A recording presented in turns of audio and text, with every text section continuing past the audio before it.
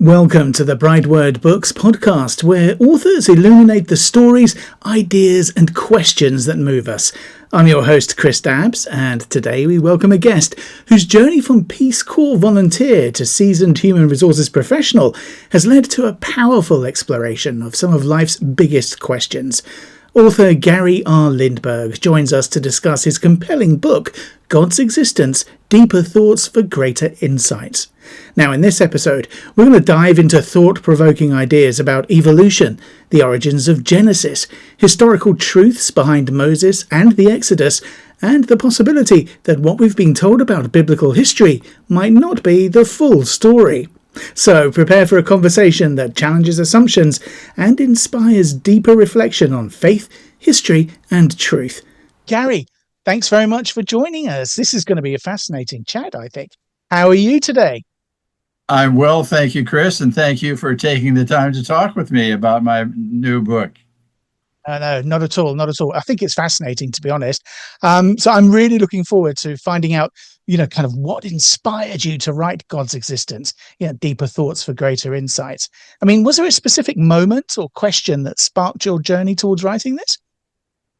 Well, the inspiration really started before that when I wrote the book, God's Existence, Truth or Fiction, The Answer Revealed, because I was hearing all the time that there's no proof that God exists. There's no evidence of it.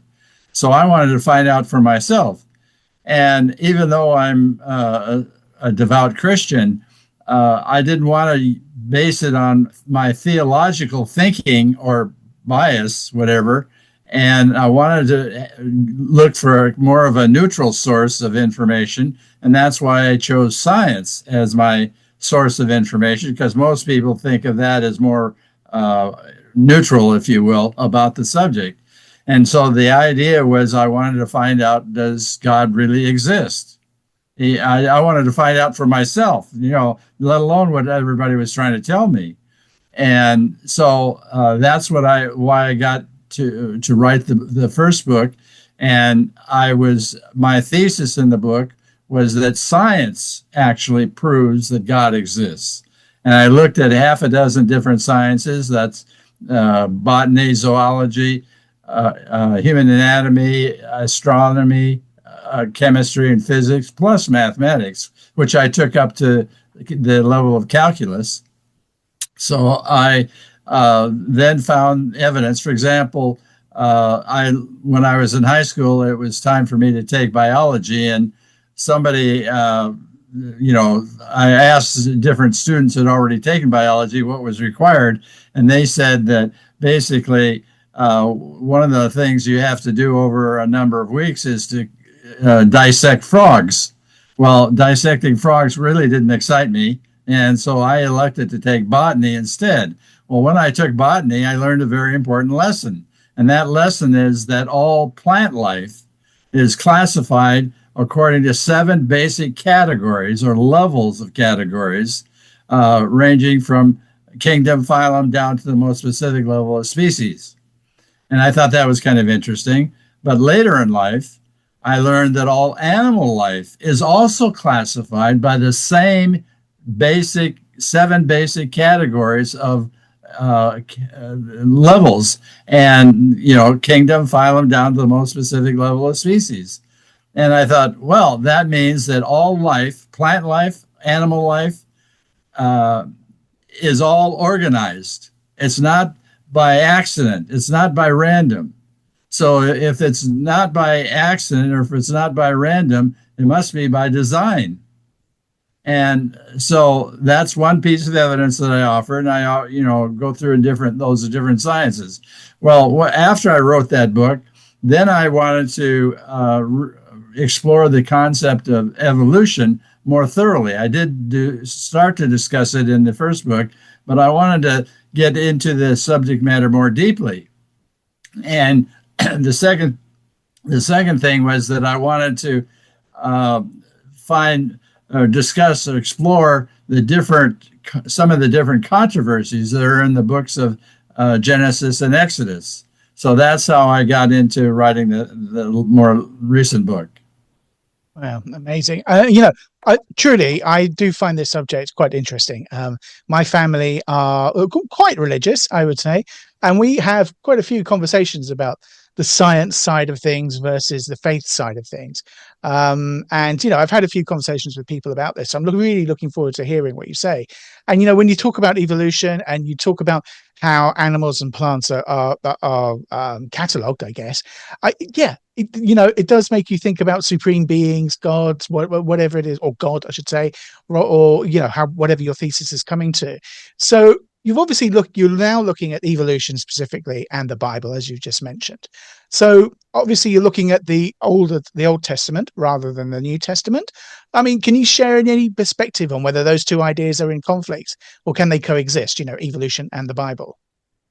Well, I think they coexist very well. In fact, a lot of Christians, fundamental Christians in particular, feel that the Bible is contradicted by science. And I don't feel that the contradiction exists as they think it does. For example, we talk about the creation. Well, creation occurred in 6 days, according to the Bible and Genesis, but we don't realize that we have to determine what is the definition of the word day, and how do we define that word? Does that mean that God created the whole universe and the solar systems and the planets all in 6 physical days as perceived by a human measurement? Or is it by the God's measurement, from God's perspective? If you do define it that way, then they both are very compatible. Science says the same thing as the Bible says. That's very true, isn't it? And also, to be fair, and I'm not sure whether or not we're going to discuss this later, but one of the things that always amazes me is the fact that we are reading translated copies about this. I mean, is that something Absolutely. that you touch on? Absolutely. You're reading books that are translated over and over again. And even in current times, there are dozens of different translations that you can use if you want to use the Bible. And these things were translated over years, over centuries. And who knows whether we got it right or not. Supposedly, the Old Testament was originally written in Hebrew, and the New Testament was written in Greek. And so there are, if you read how people are translating, the question is, do you translate word for word, or do you translate meaning for meaning? If you translate word for word, it's impossible, because there are words that exist in Hebrew that do not exist in English, and vice versa. And I know that when I was serving in the Peace Corps in the 1960s, I realized that even with modern language, let alone you don't speak the King's English as Henry VIII spoke it. You speak of a more modern version. And very true. Not only has English been changed over centuries, so has French, German. My grandfather's Norwegian is changed. All those Spanish, Portuguese, they're all changing. They all have changed. When you think about it, you have to understand that the words that they used and we interpret may not mean the same thing. So that's why I say a day, you have to translate it a day according to the perspective of God. And if you talk about the flood, we're going to maybe talk about, you have to translate, what is the earth? What does the earth mean? Does it mean the same thing today that it meant in Noah's time? No, it doesn't. You gotta translate right. And that's where part of the problem comes in. We keep misinterpreting everything, and you translate it word for word, you've lost it. If you translate it meaning for meaning, it gets a little lost. The example I wanted to mention was that when I was in the Peace Corps in West Africa, I was listening to the radio, and I heard this song that sounded very familiar to me. And the name of the song in French was La Toile de ma Maison, which means the roof of my house. Well, that didn't make any sense to me. That doesn't sound like a logical title for a tune, but I don't know. You know, they have come a lot of different ways they do it these days. But anyway, I finally realized the song I heard in French was the song that Tom Jones sang, Green, Green Grass of Home. But Okay. if you translate, there's somehow Green, Green Grass at Home doesn't translate into La Toile de ma Maison. It's not the same, or vice versa. Oh, well, So anyway, no, I my had French is a bit more. modern proof that language is changed. Even now, you can't translate word for word. No, exactly. And like you're saying, with French or with German or any language, you've mentioned changes over the last couple of hundred years, right? Not 4,000 years or 3,000 Yeah, years or whatever yeah. for the Old Testament, right? So I mean, and also the other thing is, imagine how fortunate it was, if we're talking about translation here, to find the Rosetta Stone to enable us to be able to translate these things. Otherwise, what would we have done? This is the question. I know that we kind of translated it because of through word of mouth in the old days kind of thing. I mean, very old days. But nowadays, to be able to check on those translations and things, it's a coincidence, I think. Well, it's very difficult. I know that. Yeah. Well, there you go. Okay. So, I mean, and it also brings up another question. I mean, how do you interpret then the purpose of the Old Testament, especially in light of, modern historical kind of things, really? And of course, the theological scholarship that goes into it, because, people study the Old Testament. And how does that work with you? Well, we we have to look at the why it was translated because it's really crucial in understanding it really. And there are two authors. There were what's his name, Neil Israel Finkelstein and Neil Asher Silburn wrote the book The Bible Unearthed, and in that they discuss the different groups of Israelites, like 6,000 years ago, and how they had different ideas and different thoughts, and they weren't coordinated, and they were all scattered throughout from across the spectrum, so to speak. And they analyzed it and they figured that the reason for the writing the Old Testament was to unite all the Israelites into one unified people. So they were all one group. And my reading and examination research, I saw no evidence to counter that. And so that's what I have concluded is correct. They wrote it because they wanted to unite all the peoples into one unified Israelite group, and they did it. They accomplished it. That was the purpose. And Judaism uses the Old Testament as the Torah, I believe. Is that right? Yeah, well, they have several books, the Torah, and I'm not as familiar with the Jewish tradition as I maybe should be, but in any case, the Torah is the most authoritative book, and that's the first 5 chapters of the Old Testament, and then the others are more references or supportive materials, but Oh, not okay. That's not the interesting. authoritative. Right. So they don't follow the whole thing. Oh, right. Great. Well, talking of that then, so you revisit the first story of Genesis in a very thought-provoking way, right? So what are some common misconceptions people have about Genesis, and how does your book address them? I think we already spoke about one of these at the beginning, didn't we? Well, yes, we already spoke about the number, the days, how they define it. Well, I found that the book of Genesis starts with the first chapter is a kind of an outline of the various steps that God took in creation. But I found that there were some errors in that. And those errors, for example, in the first verse, God said, "Let there be light," and there was light, and it was good. That's kind of what the first verse says. Right. And how do you create light if there's not already light? Because then, if you look at the verse 4, it then says God created the sun and the stars.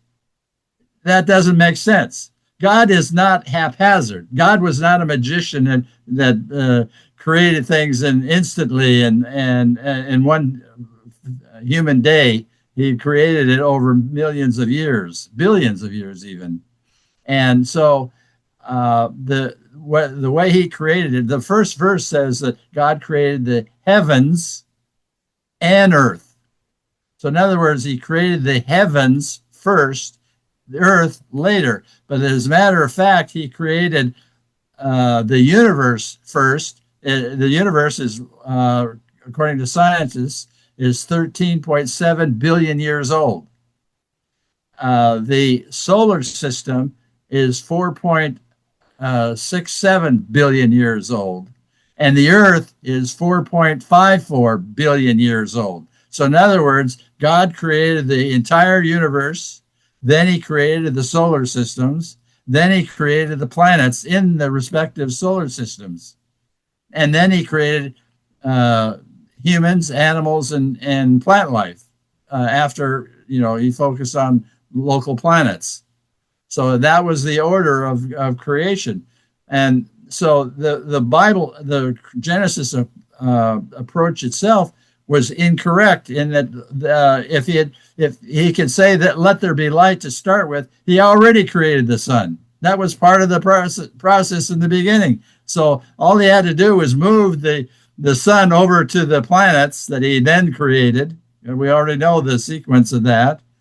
And then, or he moved the planets over around the sun, which way he chose to do it. I don't know. I wasn't God. I wasn't there. But so he did it in his way, as Frank Sinatra sang.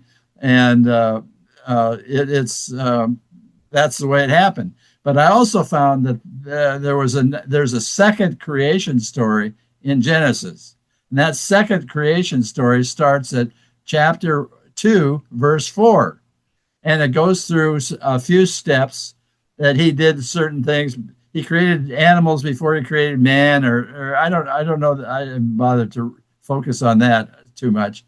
But whatever the sequence of things, there's a few minor things, but the early writers realized that was not a correct description of creation, and that was the story that was created first. Then, when they realized that was an incomplete description of creation, they went back and wrote the chapter 1, verse 1, the outline that I've been discussing. And then they did not want to eliminate the second one, although some critics try to claim that they're contradictory, the first version and the second version. Actually, it's the second version and the first version. So the reason why they didn't want to eliminate it is because it was even though it didn't describe creation very much, very thoroughly, it did describe the Adam and his descendants, all the descendants. And, there's some other controversies. Well, were Adam and Eve actually living people? What about missing people? There were missing people in the Bible in Genesis, and there were in chapter 5 where it lists all the firstborn descendants of Adam and Eve. It doesn't list the secondborn, the thirdborn, or fourthborn, or anybody else other than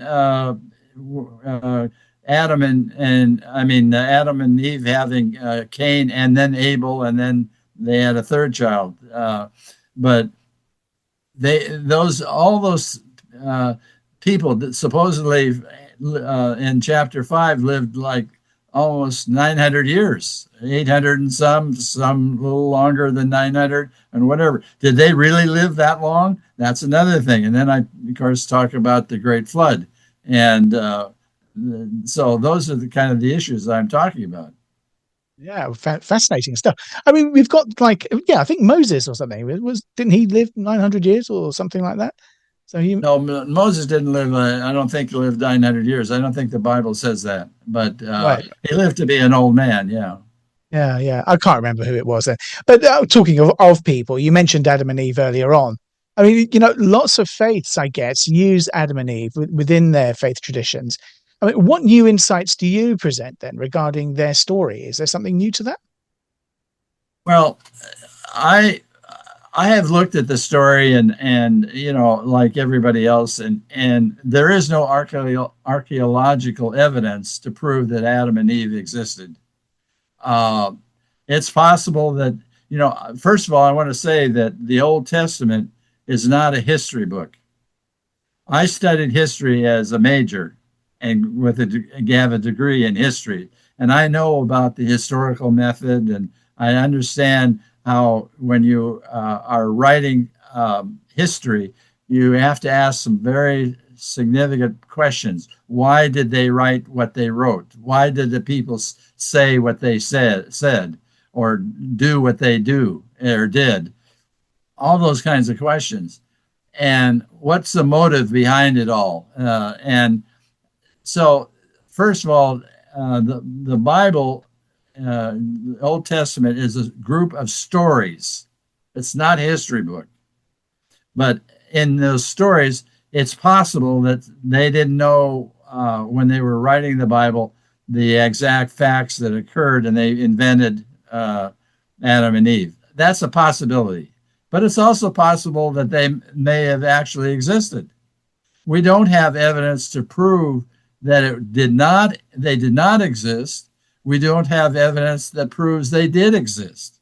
So it really doesn't matter whether they existed or didn't exist. It doesn't change anybody. If they want to believe it, believe it. If they don't want to believe it, don't believe it.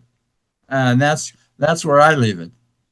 No, that's fair enough then. So, I mean, on that same vein, the Great Flood is obviously one of the most debated events in biblical history. And we've already spoken a little bit about that as well.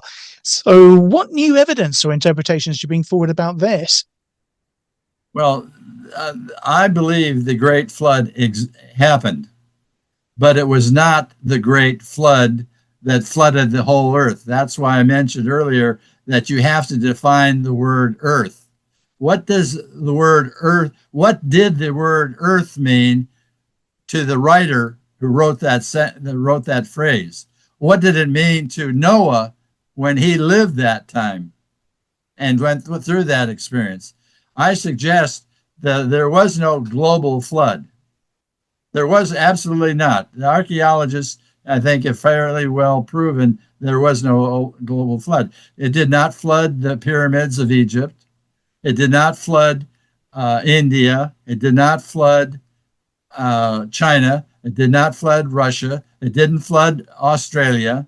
It didn't flood North America. It didn't flood South America. It didn't flood Europe. It flooded the Mesopotamia Valley. It was a local flood, and scientists have actually proven that there were local floods about the time that Noah supposedly lived. That is a fact. So the flood occurred, and Noah didn't go gather all the animals of the earth. He didn't go to North America and get buffaloes. He didn't go to Australia and get some kangaroos. It would take him centuries if he could to go there. If he would have been able to. I don't think he would have swum across the Atlantic Ocean. I don't think he would have done that. And he certainly wouldn't swim to Australia. So that obviously didn't happen. And so we can't say that it was a major flood. Now, what I am suggesting is that the measurements of the ark are an embellishment. And that's one thing I find in the Old Testament, and even in the New Testament. There's some contradictions. there's some embellishments, and there's some inaccuracies in the Bible. So that's why I do consider it a sacred book. But because the purpose of the Bible, I suggest, is to teach people proper behavior, how to be righteous, not to be. It doesn't matter what the history is and what the science says and all that sort of stuff. That's immaterial. So it's the purpose is to live a good life, and the flood actually, like I say, the measurements of the ark were exaggerated, and we'll talk about Exodus in a minute probably. But anyway, that's a false kind of presentation. Now, when Noah got the animals on board his ark, whatever size it was, he collected the local animals, and probably just farm animals. He didn't collect all the wild animals and all the insects and all the birds and all that sort of stuff. He collected what he basically needed, and that was about it. And the flood was just occurred in the Mesopotamia Valley area, and that part you can prove, but it's a lot of it's like the fisherman who goes out and catches a fish, and then he goes back and tells all his friends and neighbors, I caught this big fish. And then every time he tells the story, the fish gets bigger and bigger and bigger, and so by the time he's finished, it's probably the size of a whale, but who knows? Exactly. So that's another thing about the Bible, is that we have to understand that the Bible was not written down when man first appeared on the earth. It was the stories of the Old Testament were communicated orally for centuries, not just a few years, not just tens of years or hundreds of years. It was a lot of hundreds of years. And so then they learned how to write, humans, and then they learned how to publish. So then they got a little more consistent with their stories. And instead of telling fish stories that were exaggerated, they were a little more consistent, and they were able to be more consistent, which is the way it should have been anyway. So we have to be very careful about how we read the Bible and interpret the words, especially, as you pointed out, in light of the fact that translations have been occurring for centuries. And you got when you go that long, black becomes white, and white becomes black, or red, and who knows what colors they change to. No, that's very true. That's very true. So in your explorations, I guess, and your research, the Old Testament has as it's one of its mainstays. We're talking about Moses, as you mentioned, and the Exodus. What evidence supports or challenges their historical accuracy then? Well, Moses has been, some critics will say he didn't even exist. And there is no physical evidence to prove that Moses ever existed. There's no archaeological evidence. But that doesn't mean that the archaeological or archaeologists have been accurate. There was a saying that I read in one of the books that the absence of evidence does not mean the evidence of absence. So in other words, if they can't prove it, they say, oh, it doesn't exist. You can't jump to that conclusion. You can't find evidence that Moses existed, the scientific evidence the conclusion that you can come to is that you found no evidence. You can't say, because you found no evidence, there is no Moses. Exactly. I suggest that there was a Moses. He really lived, but not in the time. He wasn't in opposition to Ramses II. The Exodus is another story that is really has some embellishments because the Bible says there were 600,000 men that exited from Egypt, and an equal number of women and children. That's 1.2 million people that supposedly walked out of Egypt. Well, I suggest that number is embellished as well. How many? There might have been 600,000 Israelites in Egypt, although I don't know, maybe not. And the question is, how many over the hundreds of years that their Israelites were in Egypt? How prolific were they in terms of population? I don't know, but the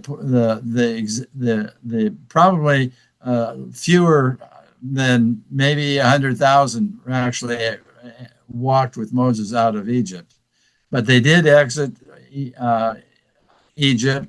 They and supposedly they crossed the Red Sea, but what I'm reading is that the Red Sea was too deep for them to cross, and probably they crossed on the Reed Sea, Reed. That's a translation error that like you were talking about, and that is not as deep a sea, and they could have done that easy. It's a little more further south than the Red Sea, and so and some people want to argue, well, why they could have crossed the desert in 2 weeks or 3 weeks or something like that, and why did it take 40 years?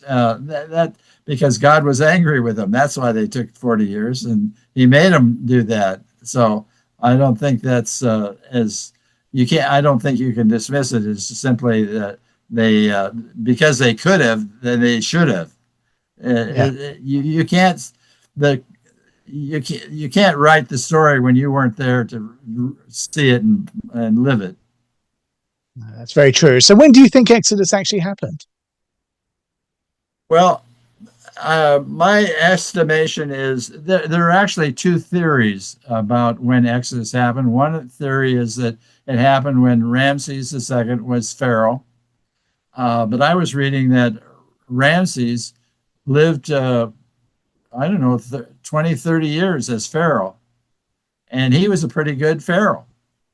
So I don't think he was the Pharaoh that opposed Moses. I think the Pharaoh was a different person.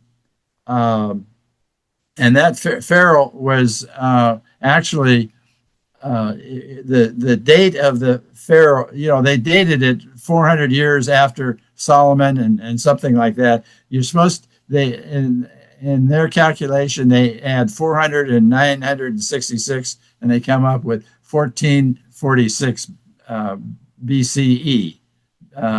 So the date of I think the date of the Exodus was 1446 BCE actually, and so there's some stories you read that have gone into that and examined it more thoroughly than I did, and have come to that conclusion. So I'm more inclined to believe that the second theory that is most often stated is the accurate theory.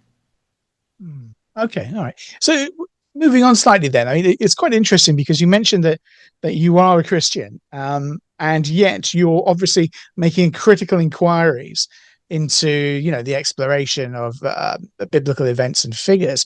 How do you balance that faith and the fact that you are looking at this in a scientific way? Well, even though I'm an Anglican, an Episcopalian in the United States, if you will, I go to church every Sunday, and I even serve at the altar with the priest. But I'm just trying to show you that I do have a strong faith. I think when I was young, I took a lot of science, and I took a lot of math. I had a lot of chemistry, especially, and I took math up to calculus. So I have a very strong belief in science, but I also have a very strong knowledge of the historical method that I was taught as a history major. And so history has to be critical and has to ask questions of why people are writing what they write, and is it accurate? Well, just because they write something doesn't make it accurate, and you have to challenge it.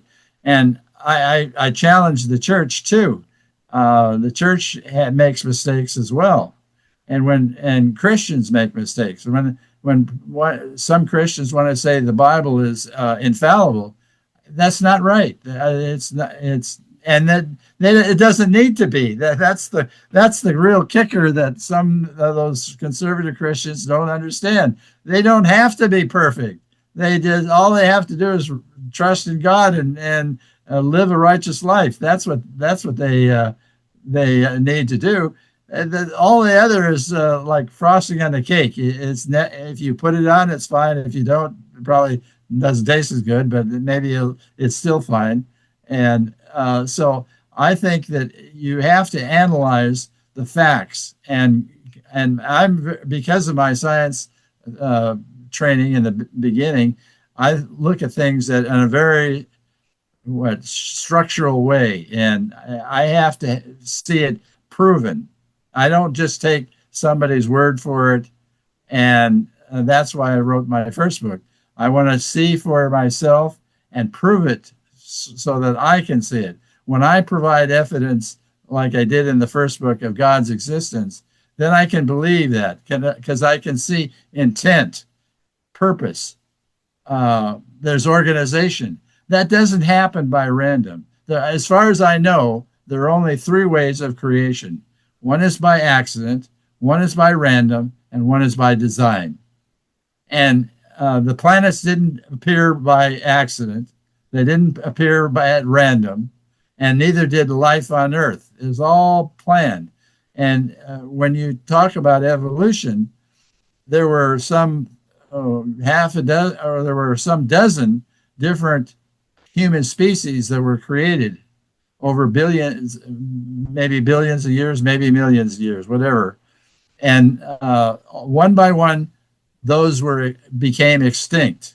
Until today, there's only one human species left, and that's us. Now, we're contaminated because we got some Cro-Magnon characteristics, and we got some Neanderthal characteristics in us, but we're still the one sole group of species that's left.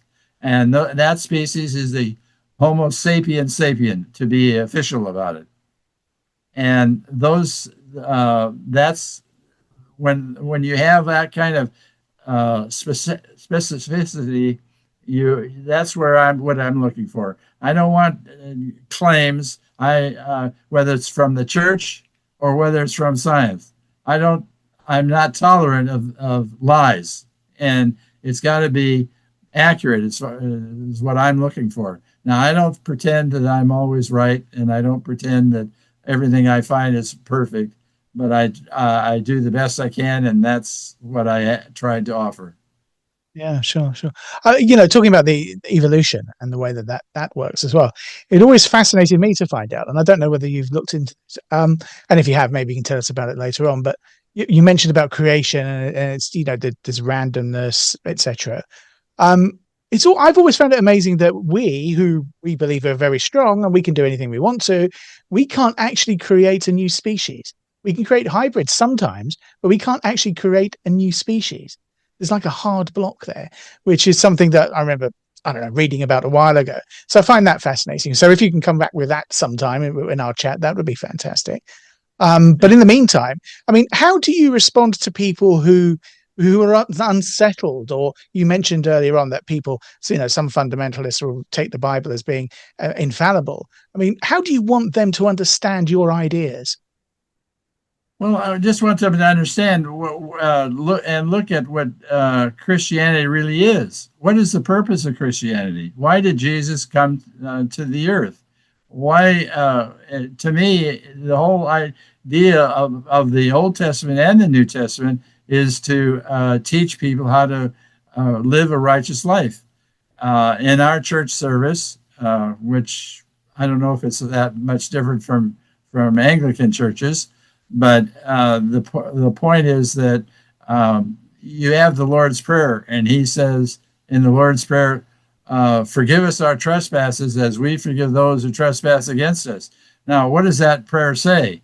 If I'm going to hate other people, if I'm going to condemn other people, if I'm going to trespass against them in any way, then I'm asking God to trespass against me. They're praying for that, which boggles my mind. Why do you want to ask for God's torture, or because you aren't willing to forgive? That's a mindful. And then we have a summary of the law at the beginning of our service. Jesus was asked, "What is the greatest commandment?"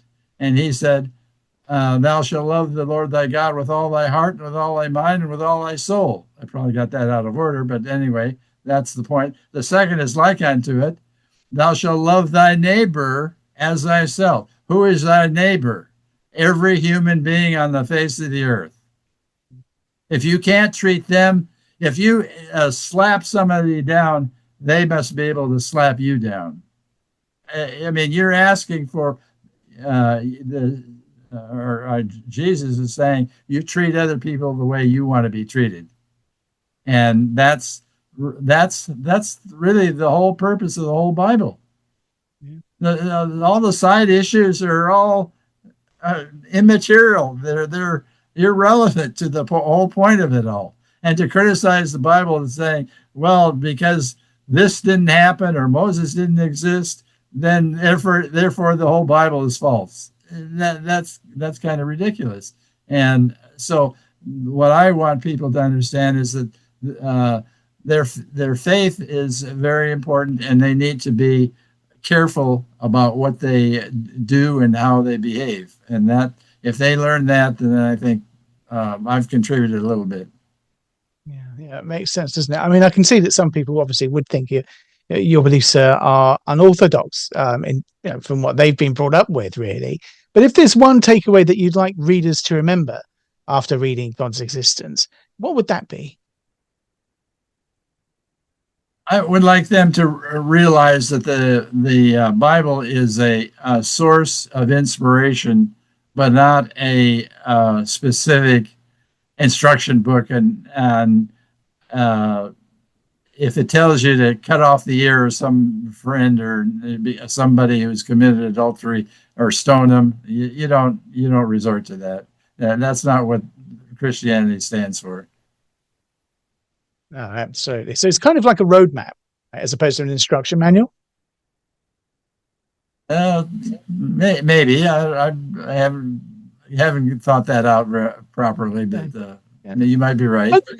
Yeah, okay. Well, no, that's great. Well, listen, Gary, that brings us to the end of another episode of the BrightWords Books podcast. So listen, a heartfelt thank you to you, Gary Lindberg, for taking us on a thoughtful and eye-opening journey through God's existence, deeper thoughts for greater insights. Now, listeners, if today's conversation sparked your curiosity or challenged your perspective, you can dive even deeper by picking up a copy of the book. It's available now on Amazon, Barnes & Noble, and other major book retailers. So make sure that you get hold of it. Now, don't forget to subscribe, leave us a review, and share this episode with the fellow seekers and readers. So until next time, keep reading, keep reflecting, and stay bright.